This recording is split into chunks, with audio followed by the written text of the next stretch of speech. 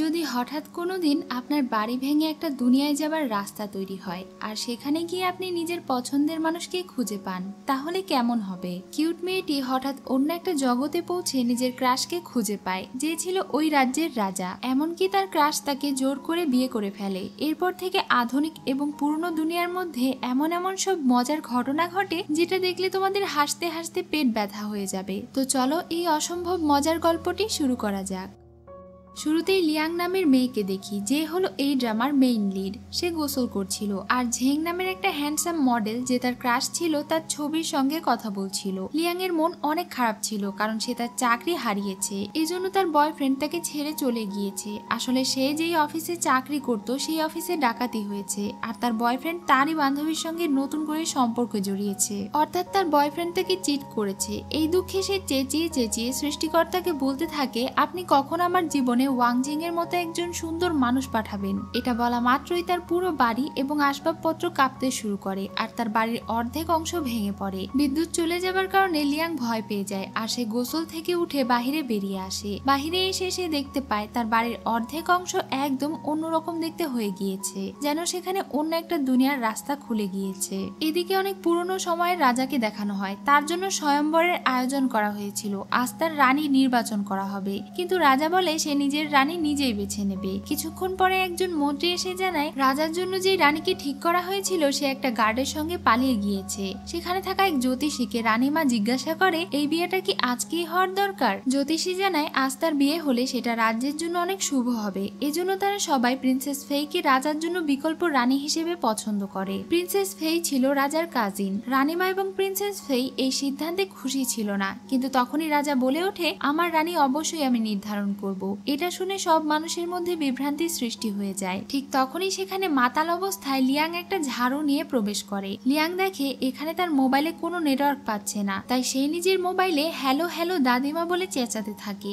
আশপাশের সবাই তাকে দেখে একদম অবাক হয়ে যায়, কারণ এমন কার্টুনের মতো মানুষ তারা আগে কখনো দেখেনি। তার এসব পাগলামি দেখে রাজা মনে মনে ভাবছিল, মেয়েটি তার জন্য অনেক স্পেশাল, হতে পারে সে তাকে এর ভেতরে থেকে বের করতে পারবে। রানীমা তার এমন আচরণে রেগে যায়, কিন্তু রাজা তাদের সবাইকে চুপ করিয়ে দিয়ে লিয়াং এর দিকে এগোতে থাকে। তাকে দেখে তো লিয়াং একদম অবাক হয়ে যায়, কারণ এটা তো তার ক্রাশ ওয়াংঝেং ছিল। সে ভাবছিল সে হয়তো কোনো শুটিং সেটে চলে এসেছে। নিজের ক্রাশকে এত কাছে থেকে দেখে সে তো জ্ঞান হারিয়ে পড়ে যায়, আর রাজা তাকে কোলে তুলে নিয়ে সবার সামনে বলে এটাই হলো তার রানী। তার এই সিদ্ধান্তে সেখানে উপস্থিত কেউ খুশি ছিল না। রাজা যখন লিয়াংকে নিজের রুমে নিয়ে গিয়ে শুইয়ে দেয়, তখন সে নিজের রুমের ভেতরে অন্য এক ধরনের জায়গা দেখতে পায়, যেটা আসলে লিয়াং এর বাড়ি ছিল। এমন ধরনের জায়গা সে এর আগে কখনো দেখেনি। তাই অবাক হয়ে সে যখন বাহিরে যায়, তখন বাহিরের আধুনিক পৃথিবী দেখে সে একদম শকড হয়ে যায়। রানীমা তার সার্ভেন্টের উপরে রেগেছিল, কারণ তিনি মনে করেছিলেন প্রিন্সেস জিয়াং পালিয়ে গিয়েছে, তাহলে সে এখানে কিভাবে এলো। ওই মেয়ের জন্য তাদের পুরো প্ল্যান নষ্ট হয়ে গেল। তারা মনে করছিল লিয়াং হলো প্রিন্সেস জিয়াং, কিন্তু তারা আসল সত্য এখনো জানে না। তখনই ফেই এসে বলে তার মনে হয় ওই মেয়েটি নকল, এজন্য তারা তাদের প্ল্যান মতোই কাজ করবে। সকালে যখন লিয়াং এর ঘুম ভাঙে, তখন সে নিজেকে একটা চেয়ারে বাঁধা অবস্থায় দেখতে পায় এবং তার সামনে তার ক্রাশ ওয়াংঝেংকে দেখে অবাক হয়ে যায়। সে মনে করে ওয়াং তাকে সারপ্রাইজ দিতে এসেছে, কিন্তু সে তাকে বলে আমি চাই তুমি আমার রানী হও। আর সেখানে থাকা ক্লিনার তার তরোয়াল দিয়ে কেটে অর্ধেক করে ফেলে। এরপর সে তাকে সঙ্গে করে নিয়ে প্রাসাদে প্রবেশ করে, যেখানে ফেই তাদের সঙ্গে দেখা করতে আসে এবং রাজার জন্য স্পেশাল ভাবে খাবার রেঁধে নিয়ে এসেছিল। তাদের অদ্ভুত কথার ভঙ্গি এবং পোশাক আশাক দেখে লিয়াং মনে মনে ভাবছিল সে কি টাইম ট্রাভেল করে পেছনের সময় চলে এসেছে নাকি। তারা যাবার পরে রাজা নিজের সার্ভেন্টকে বলে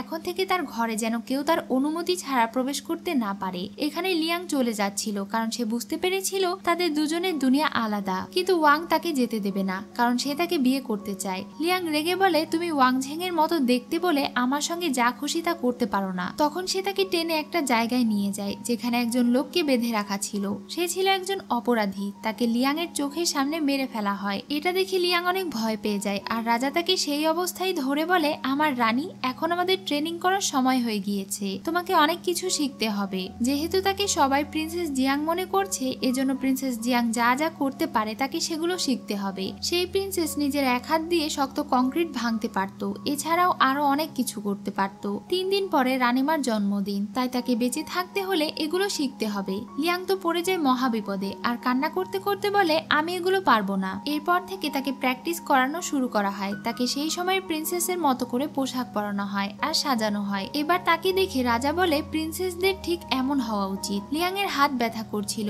এজন্য ওয়াং তার হাতে ঔষধ লাগাতে বলে, কিন্তু লিয়াং বলে তাকে শুধু তার বাড়িতে নিয়ে যেতে, তাহলেই সে সুস্থ হয়ে যাবে। এখানে এসে সে তার হাত থেকে বাঁচার জন্য কিছু একটা খুঁজতে থাকে। তখনই সে একটা স্প্রে খুঁজে পায়, যেটা সে ওয়াং এর চোখে ছিটিয়ে দেয় আর সেখানে থেকে পালিয়ে যাবার চেষ্টা করে। তখনই সে দেখতে পায় তার দরজায় ইয়া বড় একটা তালা ঝোলানো, যেটা ওয়াং করেছিল।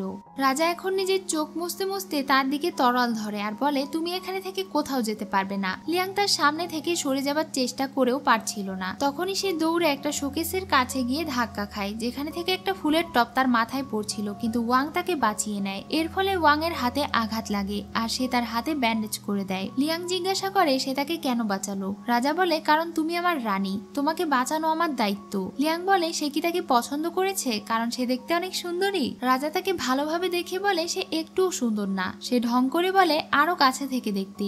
এখন রাজা তাকে জানায় সে যাকে বিয়ে করতে চেয়েছিল সে পালিয়ে গিয়েছে, এজন্য তার বদলে লিয়াংকে সেই জায়গা নিতে হবে এবং অভিনয় করতে হবে। লিয়াং তার কথা মতো কাজ করবে, কিন্তু একটা শর্তে। কাছে এসে তাকে বলে এই ভাঙা দেওয়াল এবং ময়লা পরিষ্কারের রোবট নষ্ট করার জন্য টাকা দিতে হবে। রাজা এতে রাজি হয়ে যায় আর তাকে প্রমিস করে। এখন বিছানার মাঝখানে একটা পর্দা দিয়ে তারা দুজন দুই দিকে শুয়ে পড়ে। বিছানার অবস্থাও ছিল এমন যে অর্ধেক বিছানা রাজার ছিল আর বাকি অর্ধেক ছিল লিয়াং এর নিজের বিছানা। ওয়াং ঘুমিয়ে গেলে সে বিছানা থেকে উঠে যাচ্ছিল, তখনই সে তার জামা টেনে ধরে বলে সে তাকে কোথাও যেতে দেবে না। লিয়াং বাথরুমে যেতে চাইছিল, কিন্তু সে তাকে বাথরুমেও যেতে দেয় না আর সারা রাত তাকে এভাবেই টেনে ধরে রাখে। আজ রানীমার জন্মদিন ছিল। জন্মদিন উপলক্ষে অনেক মেহমানদেরকে দাওয়াত করা হয়েছিল। তাদের সবার সামনে প্রিন্সেস হিসেবে লিয়াং তার সামনে নিজের হাতে ইট ভেঙে দেখাবে। এখন সে এক আঘাতে ইট ভেঙে ফেলে, যেটা দেখে সকলেই তালি বাজাচ্ছিল। এরপরে সে অন্য কৌশল দেখাতে যাচ্ছিল। তখনই রানীমা বলে এসব দেখতে দেখতে সে বোরিং হয়ে গিয়েছে, যদি সে অন্য কিছু জানে তাহলে তাকে সেটা করে দেখাতে। তখন রানীমা তার গলায় একটা গোল চাকতি ঝুলিয়ে দেয়, যার উপরে সব সৈন্যরা তীর ছুড়বে। রানীমা এটা ইচ্ছে করেই করছিল। লিয়াং তো ভীষণ ভয় পেয়েছিল। এসব আটকানোর জন্য রাজা উঠে রানীমাকে বলে দেয় যে তারা তাকে মিথ্যে বলেছে, এই মেয়ে প্রিন্সেস জিয়াং নয়। রানীমা লিয়াং এর পরিচয় জানতে চায়। তখন তার মাথায় একটা বুদ্ধি আসে আর সে সবার সামনে ঢং করে বলে সে প্রিন্সেস নয়, কিন্তু রাজা এবং সে একে অপরকে ভালোবাসে। তার পেটে রাজার সন্তান রয়েছে। রাজা তাকে এরকম কিছুই শিখিয়ে দেয়নি, কিন্তু পরিস্থিতি ঠিক করার জন্য সেও রানীকে বলে দেয় তাদের দুজনকে যেন একসঙ্গে থাকার অনুমতি দেওয়া হয়, কারণ তারা দুজন একে অন্যকে ভালোবাসে। রানীমা তাদের সম্পর্ককে মেনে নেয়, কিন্তু তার শর্ত ছিল লিয়াংকে এখন থেকে রানীর মতো হয়ে চলতে হবে। এসব শেষে লিয়াং মনে করছিল তার কাজ শেষ, কিন্তু রাজা বলে সে কি আরো 2 মাস তার রানী হয়ে থাকতে পারবে।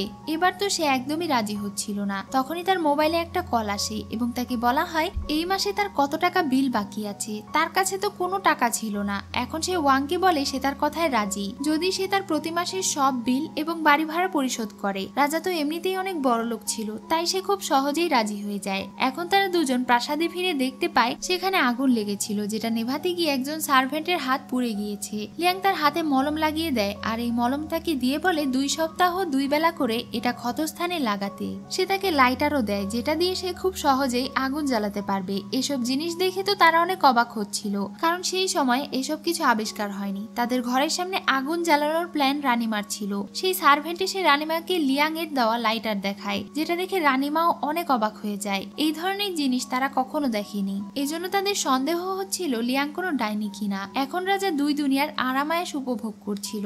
আধুনিক দুনিয়ার চিপস এবং অন্যান্য খাবার তার অনেক প্রিয় হয়ে উঠেছিল। তেমনি সে তার ঘর পরিষ্কার করতে আধুনিক যন্ত্রপাতি ব্যবহার করে খুব সহজেই ময়লা পরিষ্কার করছিল। তার এইসব কাজের জন্য সে লিয়াংকে সোনার একটা বড় টুকরা দেয় আর সে একদম হাই স্পিডে কাজ করতে শুরু করে। রাতে সে একটা জায়গায় যাচ্ছিল, তখনই তাকে সব সার্ভেন্ট গুলো ইয়োর ম্যাজেস্টি বলে সম্মান জানাচ্ছিল, কিন্তু সে তাদেরকে শিখিয়ে দেয় এখন থেকে তার সঙ্গে দেখা হলে সে যেন তাদেরকে হাই বলে আর অন্ধকারে যেন তারা এই লাইটার ব্যবহার করে। সে তাদেরকে টর্চ লাইট জ্বালানো এবং নেভানো শিখিয়ে দিচ্ছিল। তখনই সেখানে রাজজ্যোতিষী যে একজন ওঝাও ছিল সে চলে আসে। সে বলে আমি এই প্যালেসের ডাইনি এবং ভূতের গন্ধ পাচ্ছি। তখনকার সময়ে এই ধরনের কুসংস্কার সবাই বিশ্বাস করত। সে সবার সামনে বলে লিয়াং একটা ডাইনি। তার কাছে থাকা সব আধুনিক যন্ত্রপাতি এবং ক্রিম সামনে হাজির করা হয় এবং তারা এটাকে শয়তানি জাদু করার জিনিসপত্র বলতে থাকে। তাকে সবার সামনে ফাঁসি দেওয়ার জন্য দাঁড় করানো হয়। রানীমা এবং তারা সবাই মিলে তাকে ডাইনি বলে ফাঁসিতে ঝুলিয়ে দেয়। তখনই সেখানে ওয়াং এসে দড়ি কেটে তাকে বাঁচিয়ে নেয়। সে একটা ডাইনিকে বাঁচাচ্ছে জন্য রানীমা তার উপরে অনেক রেগে যায়, কিন্তু রাজা বলে তার স্ত্রী নির্দোষ, সে কোনো ডাইনি নয়। সেখানে অনেক বড় সড়ো একটা একটা গ্যাঞ্জাম বেঁধে যায়। এটাকে থামানোর জন্য লিয়াং বলে সে কোনো ডাইনি নয়, বরং সে একটা পরী।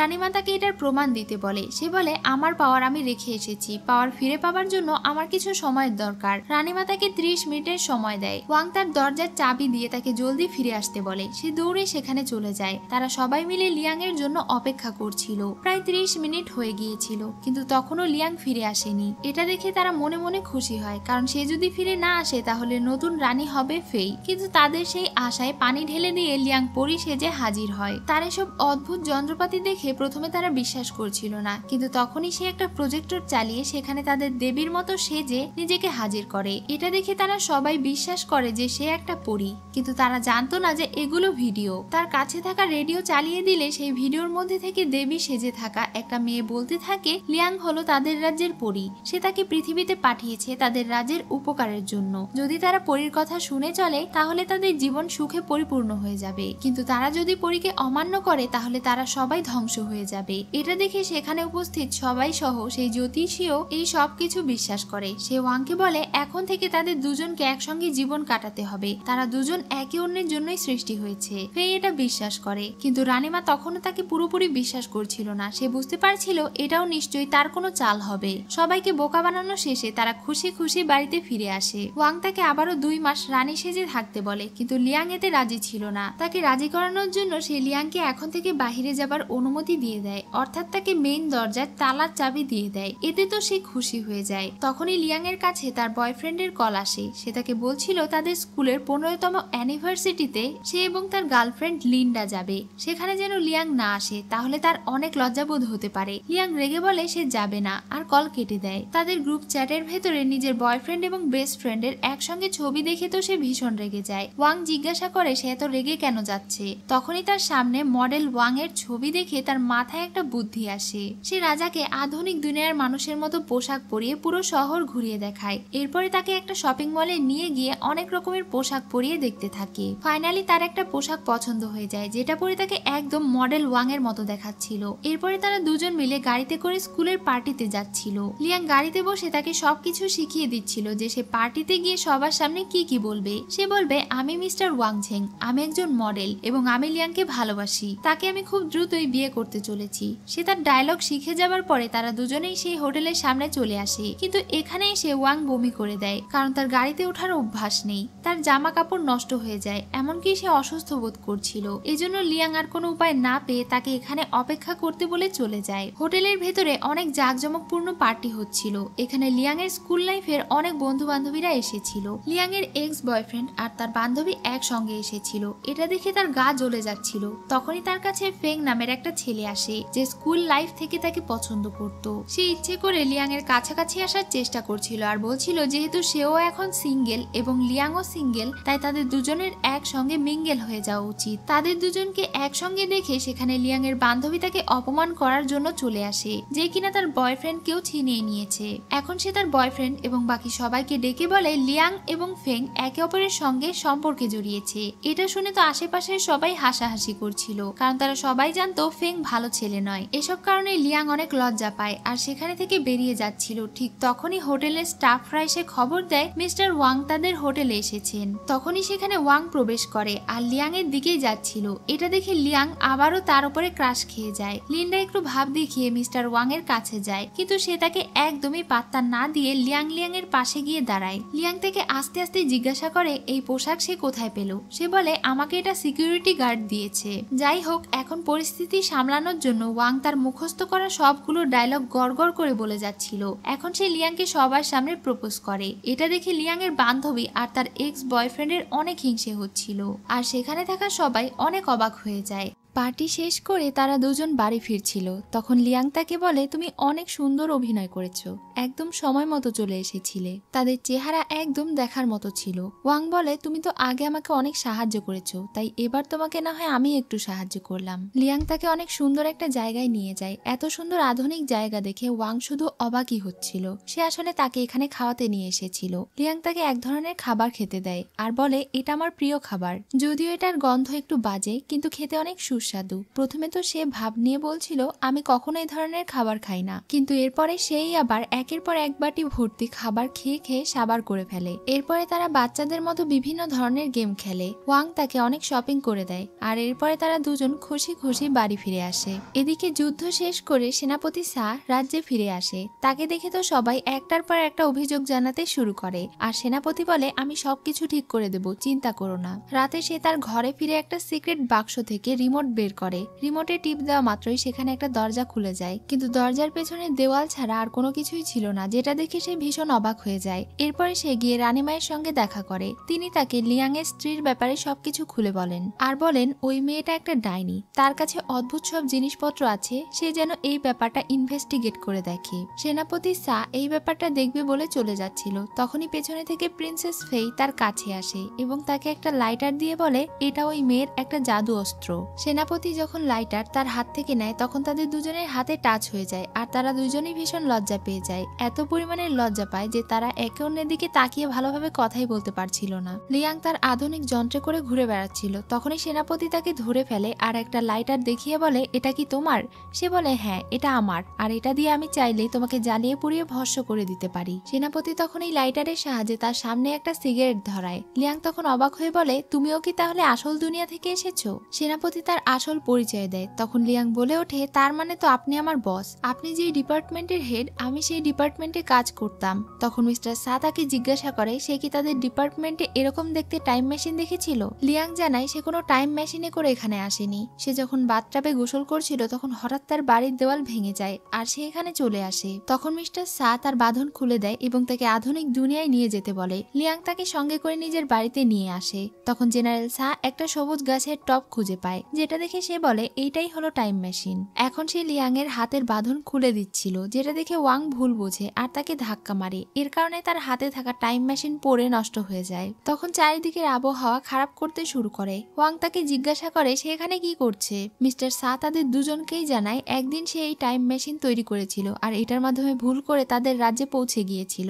তখন থেকেই সে তাদের রাজ্যে সেনাপতি হিসেবে থেকে গিয়েছে। ওয়াং তাকে জিজ্ঞাসা করে তুমি তো এখানে একজন ব্যবসায়ী ছিলে, তাহলে আমাদের রাজ্যে গিয়ে প্রতিটা যুদ্ধ কিভাবে জিতে আসো? আর তুমি নাকি তাদেরকে কুমফু দেখাও, সেটা কোথায় শিখেছো? মিস্টার সা তাদেরকে একটা সিক্রেট বলে। সে তার সামনে নাচতে শুরু করে, যেটা দেখে লিয়াংও কিছুটা নেচে নেয়। এমন সার্কাসের মতো নাচ দেখানোর পরে সে বলে এই নাচ দেখিয়েই সে তাদেরকে কুমফু বলে ভয় দেখায়। আর সব রাজ্যের মানুষেরা এত বোকা যে এই কুমফু দেখেই তারা ভয়ে স্যারেন্ডার করে ফেলে। তাকে তো কোনো লড়াই করতেই হয় না। লিয়াং তাকে জিজ্ঞাসা করে সে তো অনেক বড় লোক, একটা কোম্পানির হেড, তাহলে তাদের রাজ্যে যাওয়ার পরেও সে কেন সেখানে থেকে গিয়েছে, নিজের দুনিয়ায় ফিরে কেন আসেনি? মিস্টার সা বলে এটা আমার একটা সিক্রেট। লিয়াং তখন বিষয়টা বুঝতে পারে আর বলে নিশ্চয়ই আপনি কোনো মেয়েকে পছন্দ করেন তাই না, তার জন্যই আপনি এখানে থেকে গিয়েছেন। এটা শুনে তিনি চুপ হয়ে যান। এরপরে তারা সবাই মিলে ট্রুথ অর ডেয়ার গেম খেলতে শুরু করে। মিস্টার সা তাকে জিজ্ঞাসা করে ট্রুথ নাকি ডেয়ার। ওয়াং বলে ট্রুথ। তখন সে জিজ্ঞাসা করে তোমার মনের মধ্যে কি কেউ আছে? সে বলে হ্যাঁ। সে জিজ্ঞাসা করে কে সে, কিন্তু ওয়াং বলে একটা মাত্র প্রশ্ন করার কথা ছিল, এটার উত্তর সে দেবে না। আবারও বোতল ঘোরানো হয় আর এবার বোতল মিস্টার সায়ের দিকে যায়। লিয়াং তাকে জিজ্ঞাসা করে ট্রুথ নাকি ডেয়ার। সে ট্রুথ নেয়। এবার লিয়াং তাকে জিজ্ঞাসা করে আপনার ক্রাশ কে? সে বলে প্রিন্সেস ফেই। সে দেখতে অনেক সুন্দরী আর অনেক ভদ্র। তাকে প্রথম যেদিন দেখেছিলাম সেই দিনই তাকে ভালোবেসে ফেলেছিলাম। এরপর থেকে তাদের দুজনের অনেকবার দেখা হয়েছিল। যতবারই তাদের দেখা হয়েছে ততবারই সে প্রিন্সেস ফেয়ের হাত ভুলবশত ধরে ফেলেছে। এই সময় তারা দুজনেই অনেক লজ্জা পেত, কিন্তু সে কখনো প্রিন্সেসকে তার মনের কথা বলতে পারেনি। তাদের দুজনের কাহিনী শুনে তো তারা দুজন অনেক অবাক হচ্ছিল। লিয়াং এবার বোতল ঘোরালে আবারও বোতলটা মিস্টার সায়ের দিকে যায়। এবার তাকে বাধ্য হয়েই ডেয়ার নিতে হয়। লিয়াংও সুযোগ বুঝে তাকে এমন একটা ডেয়ার দেয় যে সে কল্পনাও করতে পারেনি। এদিকে প্রিন্সেস ফেইকে দেখি সে রাতে একা একা একটা গাছের নিচে দাঁড়িয়ে সেনাপতি সায়ের কথাই ভাবছিল। তখনই সেখানে মিস্টার সা চলে আসে এবং তাকে একটা লাভ টোকেন দিয়ে দেয়। এটা দেওয়ার সময় তাদের হাত টাচ হলে তারা দুজন আবারও লজ্জা পেয়ে যায়। যেহেতু এটা সেনাপতির ডেয়ার ছিল এজন্য সে জোর করে তার হাতে টোকেনটা দিয়ে চলে যায়। তারা দুজন আড়াল থেকেই সবকিছু দেখছিল আর লিয়াং প্রিন্সেস ফেয়ের হাব ভাব দেখে বুঝতে পারছিল সেও মিস্টার সাকে পছন্দ করে। পরদিন সকালে একটা ভয়ঙ্কর ঘটনা ঘটে। প্রিন্সেস জিয়াং ফিরে আসে। সে ছিল অনেক মোটা এবং অনেক বেশি শক্তিশালী। সে একাই 10-12টা ছেলে মানুষকে মেরে সাইজ করে ফেলতে পারে। রানীমা তাকে দেখে খুশি হয়। রানীমা তার সঙ্গে কথা বলছিল আর সে সমানে খেয়েই যাচ্ছিল। সে জিজ্ঞাসা করে রাজা ওয়াং এর সঙ্গে তার কখন বিয়ে দেওয়া হবে, সে তাকে বিয়ে করতে এসেছে। তখন রানীমা এবং প্রিন্সেস ফেই তাকে সব ঘটনা খুলে বলে। এটা শুনে সে বলে আমি থাকতে আমার রাজাকে কেউ কেড়ে নিতে পারবে না। সে যখন ওয়াং এর ঘরে যায় তখন সেনাপতি সাকে দেখে ক্রাশ খেয়ে যায়। সে তার বডি চেক করে বলে, তুমি দেখতেও হ্যান্ডসাম আর স্ট্রং, আমি তোমাকে বিয়ে করব। কিন্তু তখনই সেখানে রাজা ওয়াং চলে আসে। তাকে দেখে জিয়াং বলে, আমি ভেবেছিলাম রাজা আরো সুন্দর হবে, কিন্তু তোমাকে আমার খুব একটা পছন্দ হচ্ছে না। লিয়াং তাকে দেখেই বুঝতে পারে যে এটাই হলো প্রিন্সেস জিয়াং। তাকে দেখা মাত্রই জিয়াং তাকে মারতে চায় আর ডাইনি বলে সম্বোধন করে, কিন্তু ওয়াং তাকে বলে, তোমার সাহস কি করে হলো আমার রানীর গায়ে হাত তোলার। জিয়াং তাকে ওয়ার্নিং দিয়ে বলে, আমাকে বিয়ে করো আর এই মেয়েটাকে তালাক দাও, তা না হলে আমি আমার রাজ্য থেকে 1000 সৈনিক নিয়ে এসে তোমার রাজ্যে অ্যাটাক করে দেব। লিয়াং মনে করিয়ে দেয় তারা এখন বিবাহিত। তখন প্রিন্সেস জিয়াং মিস্টার সাইয়ের দিকে তাকিয়ে বলে, যদি তুমি বিবাহিত না হয়ে থাকো তাহলে আমি তোমাকে বিয়ে করতে পারি। সেনাপতি তাকে ইগনোর করার চেষ্টা করছিল, কিন্তু প্রিন্সেস বলে, আমাকে পুরো প্রাসাদটা ঘুরে দেখাও। তখন তার আর কিছুই করার থাকে না, তাকে প্রিন্সেসের সঙ্গে যেতে হয়। জিয়াং, ফেই আর সেনাপতি মিলে মার্কেট করছিল। মেয়ে মানুষের সঙ্গে মার্কেটে গেলে যা হয় আর কি। সেনাপতির হাতে এক গাদা ব্যাগপত্র ধরিয়ে দেওয়া হয়, এটার ভার সে সহ্য করতে না পেরে পড়ে যায়। ফেই তাকে বাক্সগুলো তুলতে সাহায্য করছিল, তখনই তাদের হাত টাচ হয়ে যায় আর তারা দুজন আবারও লজ্জা পেয়ে যায়। এবার সেনাপতি সাহস করে তার কাছে যাচ্ছিল, কিন্তু তখনই কাবাবে হাড্ডির মতো জিয়াং তাদের দিকে তাকিয়ে বলে ওঠে, আমার ব্রেসলেটটা ভেঙে ফেললে? ফেই বলে, আমি আপনাকে আরো অনেকগুলো কিনে দেব। কিন্তু জিয়াং বলে, কোনো ব্যাপার না, তার মতো হ্যান্ডসাম ছেলের হাত থেকে এটা ভেঙেছে জন্য আমি মাফ করে দিলাম। এটা শুনে তো ফেই এর অনেক হিংসে হচ্ছিল। এরপরে তারা সবাই মিলে খাওয়ার জন্য একটা হোটেলে যায়। জেনারেল সা হোটেল বিল দিতে যায়, ঠিক তখনই কিছু মাতাল লোক এসে ফেইকে ডিস্টার্ব করতে শুরু করে। সা তার কাছে যায় এবং লোকগুলোকে সেখানে থেকে চলে যেতে বলে। জিয়াং তাদেরকে ধোলাই দিতে চাইছিল, কিন্তু ফেই তাকে বাধা দিয়ে বলে, জেনারেল সা অনেক ভালো কুম্ফু পারে, তাকে এটা ডিল করতে দিন। সা তখন আর কোনো উপায় না পেয়ে নিজের কুম্ফু কৌশল অর্থাৎ অদ্ভুত নাচ দেখাতে শুরু করে, যেটা দেখে আশেপাশের সবাই অবাক হয়ে যায় আর সেই লোকটা জ্ঞান হারিয়ে পড়ে যায়। জিয়াং তো এমন অদ্ভুত অঙ্গভঙ্গি দেখে একদম অবাক হয়ে যায় আর মনে মনে ভাবতে থাকে এমন জিনিস সে আর আগে কখনো দেখেনি। যদি সে বিয়ে করে তাহলে এই ছেলেটাকেই করবে। এজন্য সে রানীমায়ের কাছে গিয়ে প্রস্তাব দেয় এবং বলে, রাজা যেহেতু তাকে পছন্দ করে না আর সে বিয়ে করে নিয়েছে, এজন্য সে জেনারেল সাকে নিজের সঙ্গে করে নিয়ে যাবে, সে তাকে বিয়ে করতে চায়। প্রিন্সেস ফেই তার এই কথায় রাজি হচ্ছিল না, কিন্তু রানীমা রাজি হয়ে যায় এবং বলে, তুমি জেনারেল সাকে নিয়ে যেতে পারো। এটা শুনে তো ফেইয়ের মন খারাপ হয়ে যায়। রাতে তারা তিনজন একসঙ্গে বসে ড্রিঙ্কস করছিল আর মিস্টার সা দুঃখ করে বলছিল, সে যদি প্রিন্সেস জিয়াং এর সঙ্গে চলে যায় তাহলে ফেইয়ের কি হবে। এসব বলতে বলতে সে ওখানে থেকে উঠে চলে যায় আর লিয়াং রাজাকে বলে, আজকে তোমাকে দেখতে অনেক সুন্দর লাগছে। এটা বলেই সে ঘুমিয়ে পড়ে আর সে তাকে কোলে করে নিয়ে বিছানায় শুইয়ে দেয়। ঠিক তখনই তাদের দুজনের মাঝখানে থাকা পর্দাটা খসে পড়ে আর লিয়াং ঘুমের মধ্যে আজে বাজে বকবক করতে থাকে আর তাকে জড়িয়ে ধরে ঘুমিয়ে যায়। পরদিন সকালে প্রিন্সেস জিয়াং মাউন্টেনে ঘুরতে যেতে চাইছিল, তবে রানীমা তার সঙ্গে মিস্টার সাকে পাঠায় না, বরং লিয়াংকে তার সঙ্গে যেতে বলে। এটা শুনে তো জেনারেল এবং ফেই একটু খুশি হয়ে যায়। ওয়াং তাকে গাড়িতে তুলে দেয় আর এরপরে তারা সবাই তাদেরকে বিদায় জানায়। যখন তারা জঙ্গলের পথ দিয়ে মাউন্টেনে যাচ্ছিল তখনই পথে তাদের উপরে ডাকাত হামলা করে দেয়। আজ প্রিন্সেস ফেই অনেক খুশি ছিল। এটা দেখে তার সার্ভেন্ট তাকে জিজ্ঞাসা করে, জেনারেল সায়ের সঙ্গে জিয়াং এর বিয়ের কথা শোনার পর থেকে আপনার মন অনেক খারাপ ছিল, তাহলে আজ আপনি এত খুশি কেন? সে বলে, কারণ প্রিন্সেস জিয়াং আর ফিরে আসবে না। এত সময় পার হয়ে যাওয়ার পরেও তারা ফিরে আসছিল না, এজন্য রাজার অনেক চিন্তা হচ্ছিল। এদিকে তাদের দুজনকে একটা ঘরে বেঁধে রাখা হয়েছিল এবং বন্দি করে রাখা হয়েছিল। তখনই দুইজন লোক ঘরে প্রবেশ করে আর বলে, তাদেরকে মারার জন্য টাকা দেওয়া হয়েছে। প্রথমে সে এই মুটকিটাকে মারবে আর এরপরে চিকনাটাকে মারবে। এত বড় তরোয়াল দেখে তো তারা দুজনে অনেক ভয় পেয়ে যায় এবং চিৎকার করতে শুরু করে। তারা লোকগুলোকে বুঝিয়ে বলে যেন তারা তাদেরকে না মারে, কিন্তু সেই লোকগুলো তাদের কোনো কথাই শোনে না এবং আপাতত মুখের মধ্যে রুমাল গুজে দিয়ে সেখানে থেকে চলে যায়। ওয়াংকে তার সার্ভেন্ট এসে খবর দেয় লিয়াং কোথায় আছে তা সে জানতে পেরেছে। সঙ্গে সঙ্গে রাজা সেখানে বেরিয়ে পড়ে। রানীমা যখন এই ব্যাপারে জানতে পারে তখন তিনি বলেন, ওয়াংকে যেতে দাও। এমনিতেও যখন সে ওই গ্রামে পৌঁছাবে তখন তাদের মৃত অবস্থায় দেখতে পাবে। রাজা এবং তার লোকেরা মিলে পুরো জঙ্গল তন্ন তন্ন করে খুঁজে, কিন্তু সে তাদেরকে কোথাও খুঁজে পায় না। এজন্য ওয়াং এর মন ভীষণ খারাপ হয়ে যায়। সে বসে বসে ভাবতে থাকে লিয়াং এখন কোথায় আছে, কেমন আছে। কিন্তু লিয়াংকে দেখে মনে হচ্ছিল সে ভালোই আছে, তাকে বউ সাজানো হচ্ছিল।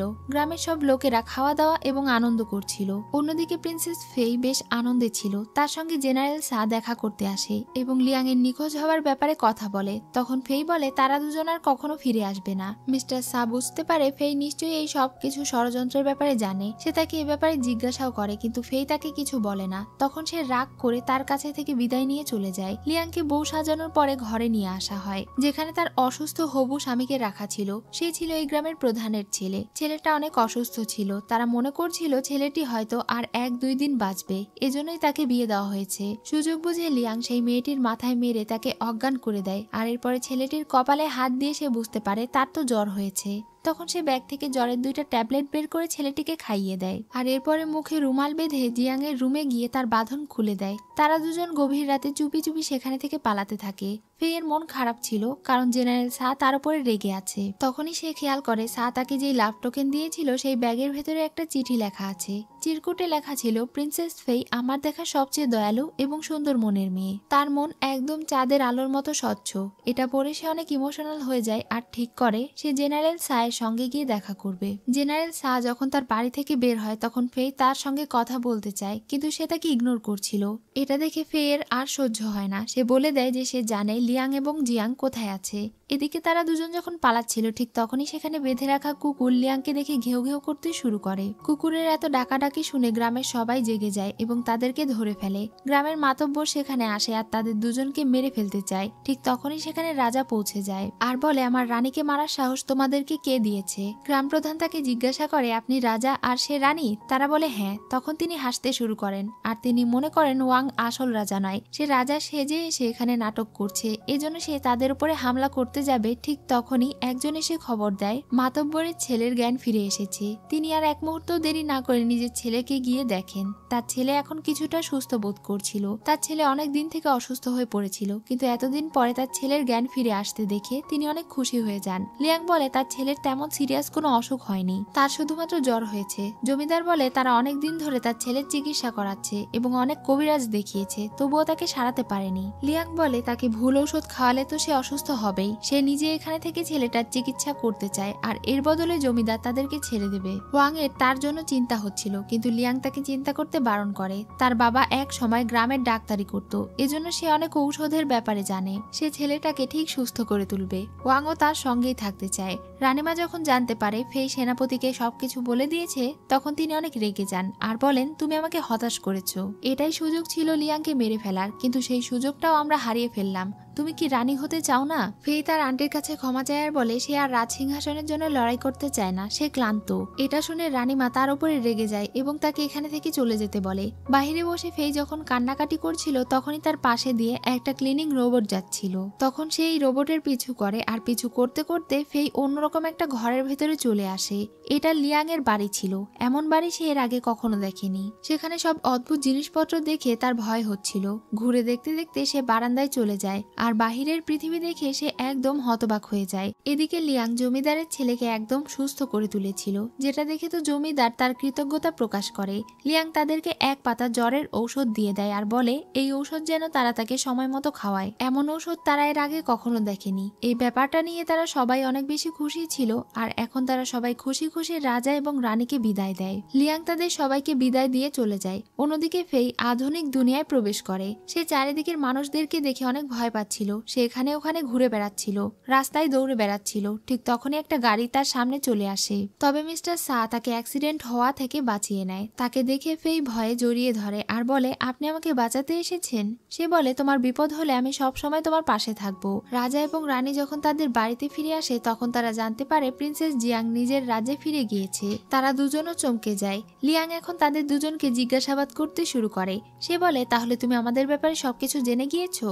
ফেই বলে, হ্যাঁ, তবে আমি তোমাদের ব্যাপারে কাউকে কিছু বলবো না। সে তাকে প্রমিস করে। আর এখন তাদের সবার একে অন্যের সঙ্গে অনেক ভালো সম্পর্ক গড়ে ওঠে। তারা চারজন বসে আড্ডা দিচ্ছিল। ঠিক তখনই লিয়াং এর কাছে তার গ্রাম থেকে একটা কল আসে। কল ধরে সে তো অনেক চমকে যায়। পরদিনই বাসে করে সে নিজের গ্রামের উদ্দেশ্যে রওনা দেয়। সে এবং ওয়াং একসঙ্গে গ্রামের বাড়িতে যায়, কারণ তার দাদিমায়ের অসুস্থতার কথা শুনে সে এখানে এসেছিল। কিন্তু তার দাদিকে সুস্থ দেখে সে একটু স্বস্তি ফিরে পায়। লিয়াং তার পুরো বাড়িটা ওয়াংকে ঘুরে ঘুরে দেখায়। সে তার দাদির সঙ্গে ওয়াং এর পরিচয় করিয়ে দেয়। এরপর তারা সবাই মিলে জমিতে কৃষি কাজ করতে লেগে পড়ে। তারা সবাই অনেক কাজ করছিল।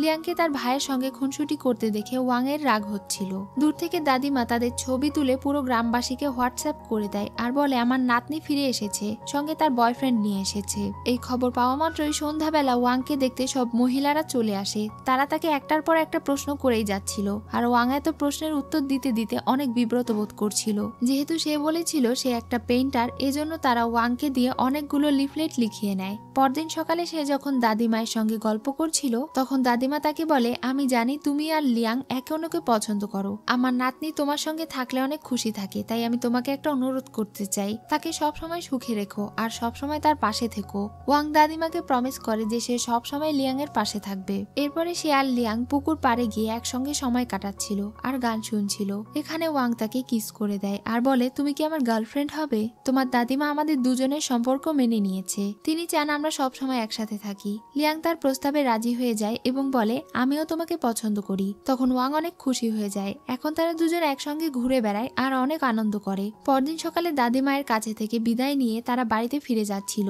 লিয়াং এর অনেক কষ্ট হচ্ছিল তার দাদিমাকে ছেড়ে যেতে। তার দাদিমা তার জন্য এই কয়েক বছরে জমানো কিছু টাকা লিয়াংকে দিয়ে দিয়েছে। এটা দেখে সে আরো বেশি ইমোশনাল হয়ে যায়। এদিকে সা যখন টিভি দেখছিল সেই সময় পুরো বাড়ি কেঁপে ওঠে আর দেওয়াল ভাঙতে শুরু করে। এটা দেখে সে অনেক চিন্তিত হয়ে যায় এবং টাইম মেশিনের দিকে তাকায়। সে বুঝতে পারে তাদের হাতে আর বেশি সময় নেই। অনেকদিন পরে রাজপুত্র জু তার ভাই ওয়াং এর সঙ্গে দেখা করতে এসেছিল। প্রাসাদে প্রবেশ করে সে ওখানে একটা অদ্ভুত বোর্ড লাগানো দেখতে পায়, যে বোর্ডে সুন্দর সুন্দর কিছু কথা লেখা ছিল এবং অনেকগুলো মেয়েদের ছবি টাঙানো ছিল। রাজপুত্র জুকে দেখে মেয়েগুলো হাই বলে। এটা দেখে রাজপুত্র অনেক অবাক হয়ে বলে, তোমরা আমাকে সম্মান জানাচ্ছ না কেন? তখন মেয়েগুলো বলে তারা এখানে নতুন আর রানী তাদেরকে বলেছে তারা যেন সবাইকে হাই বলে। এটা তাদের প্রাসাদের নতুন নিয়ম। একটা সার্ভেন্ট তার চোখে চশমা পড়েছিল, যেটা দেখে জু অবাক হয়ে বলে, এটা আবার কি? মেয়েটি বলে, আমি চোখে কম দেখি, তাই আমাকে নতুন রানী যে একটা পরী সে আমাকে এই চশমা দিয়েছে, যার সাহায্যে আমি আরো ভালোভাবে দেখতে পাই। এসব কিছু শুনে তো প্রিন্স জু এর বেশ ভালোই লাগছিল। সে তাদের সবাইকে আইডেন্টি কার্ডও দিয়েছিল। সে রানীকে দেখতে চাইছিল। তখনই তারা বোর্ডে লিয়াং এর ছবিটা জুকে দেখায়। তাকে দেখেই জু এর ভালো লেগে যায়। এদিকে যখন তারা দুজন খাবার খাচ্ছিল তখন লিয়াং এর ঠোঁটে খাবার লেগে যায়। ওয়াং তার মুখে লেগে থাকা খাবার সরাতে গেলে সে মনে করে রাজা হয়তো তাকে কিস করতে যাচ্ছে, কিন্তু সে তার মুখে লেগে থাকা খাবারটা সরিয়ে দেয়। এটা দেখে তার একটু মন খারাপ হয়ে যায়। তারা দুজন গল্প করছিল, ঠিক তখনই ওয়াকি টকির মাধ্যমে একজন সার্ভেন্ট তাদেরকে জানায় প্রিন্স জু তাদের সঙ্গে দেখা করতে এসেছে। ওয়াং খুশি হয়ে যায় আর তাকে বলে, আমার ভাই অনেকদিন পরে আমার সঙ্গে দেখা করতে এসেছে। সে তার ভাইয়ের সঙ্গে দেখা করতে চলে যায়। সে তার ভাইকে দেখে অনেক খুশি হয়ে যায়। তার ভাইয়ের সঙ্গে ছোটবেলায় তার দেখা হয়েছিল। এরপর থেকে তারা দুজন আলাদা আলাদা থাকে। সে বলে, 8 বছর বয়সে আমি এখানে থেকে গিয়েছিলাম, কিন্তু আজ এসে দেখছি সবকিছু অনেক বদলে গিয়েছে। ওয়াং বলে, এই সবকিছু আমার রানী করেছে। সে নতুন রানীকে দেখতে চায়। ওয়াং লিয়াংকে ডাক দিলে সে টেডি বেয়ার পোশাক পরেই সেখানে চলে আসে আর জুকে দেখে বিব্রত বোধ করে, কিন্তু জু তাকে দেখে একটু অবাক হয় না, বরং তার ভালো লাগে। রানীমা যখন জুয়ের আসার খবর শুনে তখন সে আবারও ষড়যন্ত্র করতে শুরু করে। সে ভাবছিল জুকে সে নিজের কাজে লাগাবে। আজ লিয়াং এর জন্মদিন ছিল। ওয়াং তাকে জন্মদিনের সারপ্রাইজ দেয়, এমনকি তাকে ছোট বাচ্চাদের ঘড়ি গিফট করে। তারা 4 জন মিলে একসঙ্গে তার জন্মদিন সেলিব্রেট করছিল। ঠিক তখনই আবারও পুরো বাড়ি কেঁপে ওঠে। এটা দেখে তো তারা অবাক হয়ে যায়। মিস্টার সা তখন তাদের সব ঘটনা খুলে বলে। আসলে টাইম মেশিনের কিছু অংশ নষ্ট হয়ে গিয়েছে। এটা ঠিক করানোর জন্য যখন সে বিজ্ঞানীর কাছে গিয়েছিল তখন সে তাকে বলেছে এটা ঠিক করা সম্ভব নয়। তাদের হাতে আর মাত্র 7 দিন সময় আছে। এই 7 দিনের মধ্যেই তাদেরকে ঠিক করতে হবে তারা কোথায় থাকবে। যদি তারা আদিম পৃথিবীতে থাকতে চায় তাহলে সেখানে সারা জীবন তারা বন্দী হয়ে যাবে, আর যদি তারা এখানে থাকতে চায় তাহলে এখানেই থেকে যাবে, কারণ দুই দুনিয়ার মাঝখানের দরজা বন্ধ হয়ে যাবে। মিস্টার সা ঠিক করে সে ফেইয়ের সাথে তাদের দুনিয়াতেই থেকে যাবে, কারণ আধুনিক দুনিয়ায় তার কোম্পানি পুরোপুরি দেউলিয়া হয়ে গিয়েছে। কিন্তু লিয়াং ঠিক করতে পারছিল না যে সে কি করবে। তার মন ভীষণ খারাপ ছিল। যখন সে বাহিরে বসেছিল তখন তার সঙ্গে জু দেখা করতে আসে। তারা দুজন একসঙ্গে বাহিরে হাঁটছিল আর গল্প করছিল। জু তাকে জিজ্ঞাসা করে, আমাকে তোমার কেমন মনে হয়? সে বলে, তোমাকে তো আমার ভালোই মনে হয় তুমি ভালো মনের মানুষ। জু বলে, তাহলে যদি আমার সঙ্গে তোমার আগে দেখা হতো তাহলে কি তুমি আমাকে বিয়ে করতে? এটা বলেই সে তার হাত ধরে। লিয়াং জোর করে তার হাত ছাড়ানোর চেষ্টা করছিল, কিন্তু ঠিক সেই সময় আড়াল থেকে রানীমায়ের সার্ভেন্ট তাদের ছবি তুলে নেয়। লিয়াং তার উপরে রেগে বলে, আপনি এই ধরনের কথা কিভাবে বলতে পারেন? আমি আপনার ভাইয়ের স্ত্রী। এটা বলে সে ওখানে থেকে চলে যায়। রানীমা তাদের দুজনের এমন অবস্থার ছবি পেয়ে যায় আর তার সার্ভেন্টকে বলে এই ছবি পুরো রাজপ্রাসাদে ছড়িয়ে দিতে আর আসল কাহিনী শুরু হওয়ার অপেক্ষা করতে। প্রাসাদের সবাই এই ছবি দেখছিল আর তাদেরকে নিয়ে আলোচনা করছিল। তারা ভাবছিল লিয়াং আর জু হয়তো একে অন্যের সঙ্গে প্রেম করছে। তাদের এমন আলোচনা শুনে রাজা তাদের উপরে রেগে যায় আর এসব বিষয়ে পরবর্তীতে আলোচনা করতে বারণ করে। যদিও এই ব্যাপারটা ভেবে তার মন খারাপ হচ্ছিল, কিন্তু তবুও কাউকে এটা বুঝতে দিচ্ছিল না। এসব কিছুর কারণে তাদের দুজনের সম্পর্ক খারাপ হতে শুরু করে। অন্যদিকে রানীমা তো আনন্দে ছিল। লিয়াং এর ক্যামেরা দিয়ে সে একটার পর একটা ছবি তুলে যাচ্ছিল আর বলছিল লিয়াং এর এই জাদু যন্ত্রটা বেশ ভালোই কাজের। লিয়াং ফ্রিল্যান্সিং এর কাজ শুরু করেছিল, কারণ এই দুনিয়াতে তাদের দুজনের আর বেশি দিন একসঙ্গে থাকা হবে না। যদি সে তার দুনিয়ায় থাকতে চায় তাহলে তাকে কাজ করে খেতে হবে। তারা দুজন এখনো সিদ্ধান্ত নিতে পারছিল না যে তারা কি করবে। লিয়াং চাইছিল সে তার আধুনিক দুনিয়াতেই থাকবে, কারণ এখানে তার পরিবার আছে। ওয়াং বুঝতে পারছিল না সে কি করবে। এসব কিছু ভেবেই রাতে তার ঘুম আসছিল না। পরদিন সকালে যখন তার ঘুম ভাঙে তখন সে লিয়াংকে দেখতে পায় না। সে তার জন্য একটা চিঠি রেখে গিয়েছিল। লিয়াং ঠিক করেছে সে তার গ্রামে ফিরে যাবে এবং তার দাদির সঙ্গে থাকবে। এজন্য সে তার দাদির বাড়িতে চলে যায়। তাকে দেখে দাদি ভীষণ খুশি হয়ে যায়। এখানে তার সময় বেশ ভালোই কাটছিল। দাদি তাকে ওয়াং এর ব্যাপারে জিজ্ঞাসা করে। লিয়াং এর মন খারাপ দেখে তার দাদি বুঝতে পেরে যায় নিশ্চয়ই তাদের মধ্যে কিছু হয়েছে। তিনি জিজ্ঞাসা করেন তার কি হয়েছে। লিয়াং দাদিকে বলে দেয় ওয়াং এই পৃথিবীর নয়, সে অন্য দুনিয়ার। আপনি কি এটা বিশ্বাস করেন? দাদি বলে অবশ্যই আমি বিশ্বাস করি। লিয়াং এখন তার দাদিমাকে সবকিছু খুলে বলে। সে বলে আমি জানি আমি অনেক স্বার্থপর। ওয়াং ওই রাজ্যের রাজা। সে যদি তার রাজ্য ছেড়ে এখানে আসতে চায় তাহলে তার রাজ্যের মানুষের কি হবে, কিন্তু তবুও আমি চাই সে যেন আমার পৃথিবীতে আসে। দাদিমা তাকে বলে তাহলে তুমি তার পৃথিবীতে চলে যাও। সে তার দাদির জন্য চিন্তা করছিল। তখন দাদি বলে তুমি যদি চাও আমিও তোমার সঙ্গে যেতে পারি। এটা শুনে তো লিয়াং অনেক খুশি হয়ে যায় আর ওই দুনিয়ার ব্যাপারে সব গল্প তার দাদিমাকে বলে শোনায়। এদিকে ওয়াং ঠিক করে সে লিয়াং এর সঙ্গে তার পৃথিবীতে থেকে যাবে। এটা শুনে সা বলে তাহলে আপনার রাজ্যের কি হবে? সে তার রাজ্যের দায়িত্ব তার ভাই জুকে দিতে চাইছিল, কিন্তু এটা একদমই ভালো ডিসিশন হবে না। সা তাকে বোঝানোর চেষ্টা করে সে যেন তার রাজ্য ছেড়ে এই পৃথিবীতে না থাকে।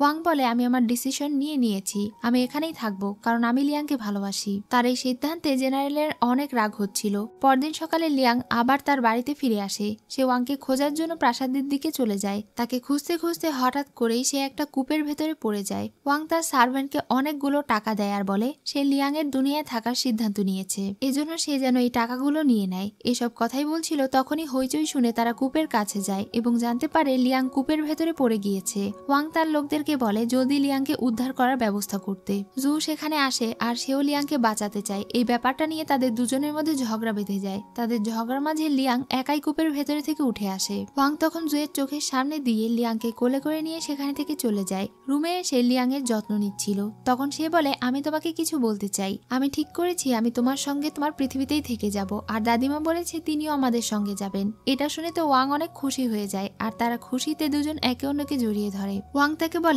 আমি তোমার পৃথিবী থেকে একটা নতুন শব্দ শিখেছি। সে তাকে আই লাভ ইউ বলে আর প্রপোজ করে। এরপরে তারা দুজন রাতে বসে একসঙ্গে আকাশের তারা দেখছিল। তখনই আশেপাশে অনেক সুন্দর আতশবাজি জ্বলতে শুরু করে। এত সুন্দর আতশবাজি দেখে তো সে অনেক অবাক হয়ে যায়। আসলে জুয়ের লোকেরা তাদের প্রাসাদে অ্যাটাক করে দিয়েছিল। সে তাদের কাছে আসে আর বলে আমি যা চাই আমি সেটা নিয়ে ছাড়ি। সে সেনাপতি এবং রাজাকে বন্দি করে ফেলে। 3 দিনের মধ্যে তুমি যদি আমাকে বিয়ে করতে রাজি হও তাহলে আমি তোমাকে ছেড়ে দেব, আর নয়তো তাদের লাশ ফেরত দেব।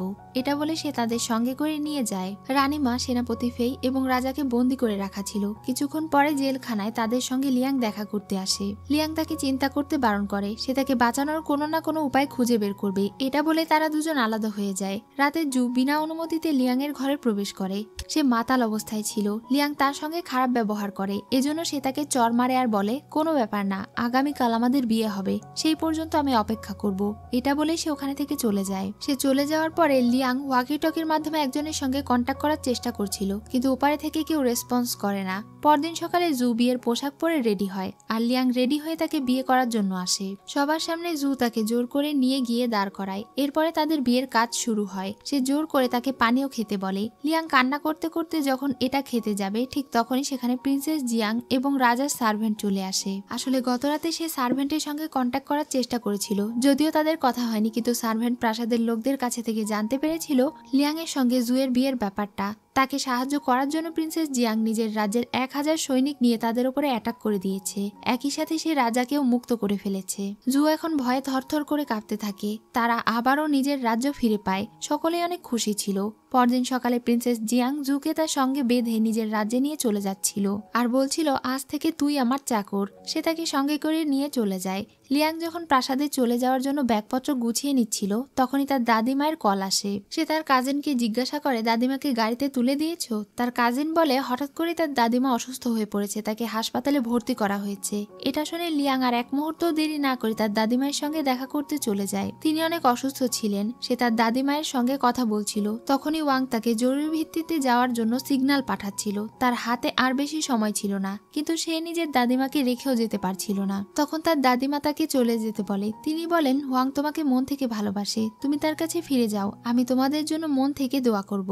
এটা বলেই দাদিমা দাদিমা তাকে বিদায় জানায়। লিয়াং যতটা সম্ভব দ্রুত বাড়িতে ফেরার চেষ্টা করছিল, কিন্তু অন্যদিকে সময় পার হয়ে যাচ্ছিল। টাইম মেশিন প্রায় নষ্ট হয়ে গিয়েছিল এবং তাদের দুই দুনিয়ার কানেকশন ভেঙে পড়ছিল। ওয়াং এর দৃঢ় বিশ্বাস ছিল লিয়াং নিশ্চয়ই সময় মতো ফিরে আসবে, কিন্তু অন্য দুনিয়ার দরজা বন্ধ হয়ে যাচ্ছিল। এটা দেখে তারা সবাই অনেক চিন্তায় পড়ে যায়। লিয়াং যতটা সম্ভব দ্রুত বাড়িতে ফেরার চেষ্টা করে, কিন্তু বাড়িতে ফিরে এসে তারা দেখতে পায় অন্য দুনিয়ায় যাওয়ার রাস্তা পুরোপুরি বন্ধ হয়ে গিয়েছে। এটা দেখে সে অনেক কষ্ট পায়। সে তাদের আগে সব স্মৃতিগুলো মনে করছিল আর মন খারাপ করে বসেছিল। কিছুক্ষণ পরে ওয়াং বাহিরে থেকে ফিরে আসে। তাকে দেখে লিয়াং অনেক ইমোশনাল হয়ে যায় আর জিজ্ঞাসা করে, তুমি কোথায় গিয়েছিলে? ওয়াং তার জন্য বাইরে থেকে খাবার কিনতে গিয়েছিল।